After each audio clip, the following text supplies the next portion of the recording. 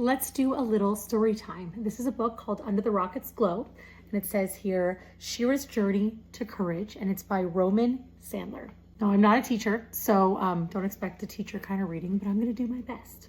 This book is getting some really negative reviews right now on Goodreads and Amazon from people who are just anti-Israel and anti-Jewish people, so I really want to give it some love right now. You can buy this book, you can give it a good review, and just show your support. So let's get started. First up is the dedication. Dedicated to the victims of the Simchat Torah massacre, which occurred on October 7, 2023, and to the brave soldiers of Israel who are currently risking their lives to defend Israel and subdue evil in our midst. The night sky is lit with rockets, making eerie shadows over the city. Little Shira holds her doll tightly, her eyes wide with fear. "Why can't they let us sleep, Abba?" she asks. Her father warmly wraps his hand around her shoulders. "Come, let me tell you the tales of our people, our brave heroes, and God's promise." Long ago, God spoke to Abraham under a starry sky just like this. He promised this land to Abraham's children, the Jewish people. A land flowing with milk and honey, and just like the stars above, the Jewish people would grow to be very large. After a very long journey, God's promise to Abraham was about to come true. Moses and all of our people were at a new beginning. In front of them was a land filled with wonders, a special place of milk and honey just for them. With hearts full of hope and eyes shining with excitement, they stepped into Israel, their new country, ready to start a brand new chapter as a nation. Many years later, a young man named David faced the giant Goliath with nothing but a rock and proved that courage isn't about size, but the size of one's heart. He became the king of Israel, and his son Solomon built the holy temple in Jerusalem. As years passed, an evil king named Nebuchadnezzar came and destroyed our holy temple. But Ezra, with his wisdom, led our people on a journey back home, rebuilt the temple, and reignited the flame of faith. Many years later, when the Maccabees won against the Greeks, they lit the menorah in our temple, but there was only enough oil for one night.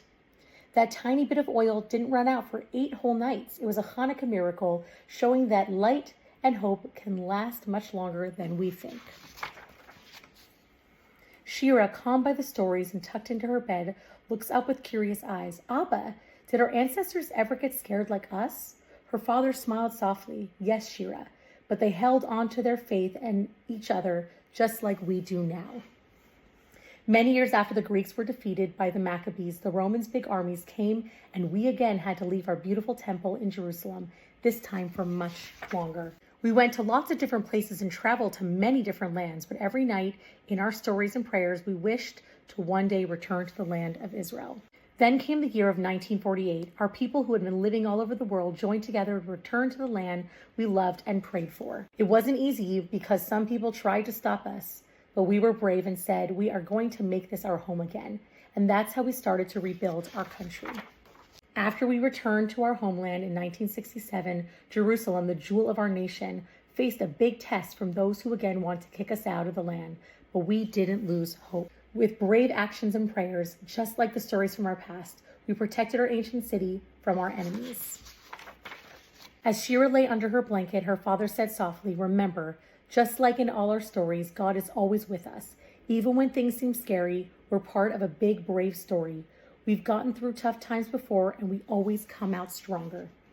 The night turned quiet, and the loud sounds outside stopped. In her cozy bed, Shira closed her eyes and fell asleep, feeling safe and happy. She dreamt of the brave stories her father told her, imagining a world in peace. Now, I want to say, as I read this book, that it is obviously a simplified version of our Jewish history and of the history of the land of Israel. This is a children's book, and it's meant to give hope and courage to children who are wondering why so many people are against us and want us gone.